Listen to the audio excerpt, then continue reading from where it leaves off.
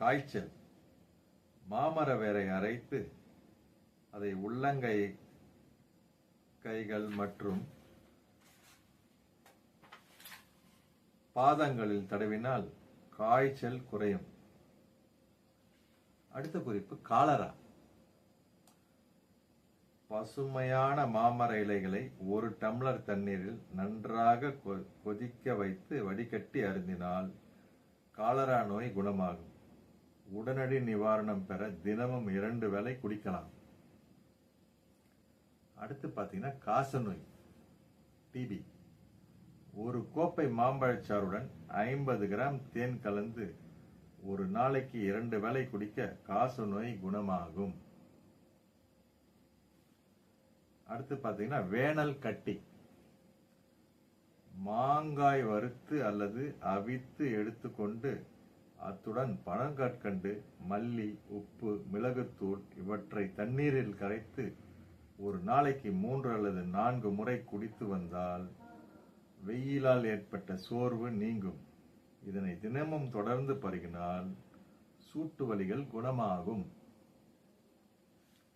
அடுத்து பார்த்தீங்கன்னா தீப்புண். 1.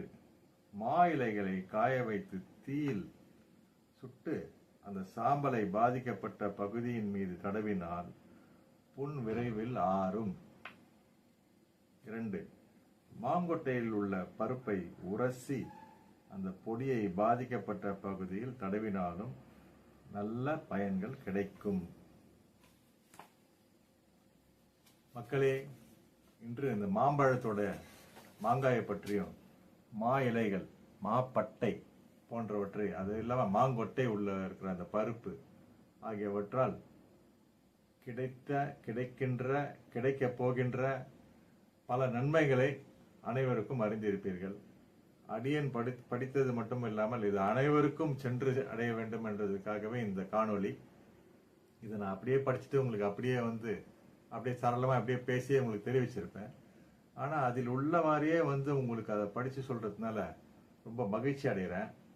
அதனால் இந்த காணொலியை மிகவும் அனைவருக்கும் பிடித்திருக்கும்ன்றதை நினைக்கிறேன். நீங்களும் கமெண்ட்ல எழுதுங்க. அனைவரும் நலமாக, சுகமாக, இன்பமாக நீடூடி வாழ வேண்டும் என்றது அடியனின் ஆசை. எல்லாரும் நல்லா இருக்கணும். ஓம் நம சிவாய. ஓம் சக்தி தாயே பராசக்தி. வெற்றிவேல் முருகனுக்கு அரோகர அரோகர அரோகர அரோகர அரோகர அரோகர அரோகர அரோகர அரோகர.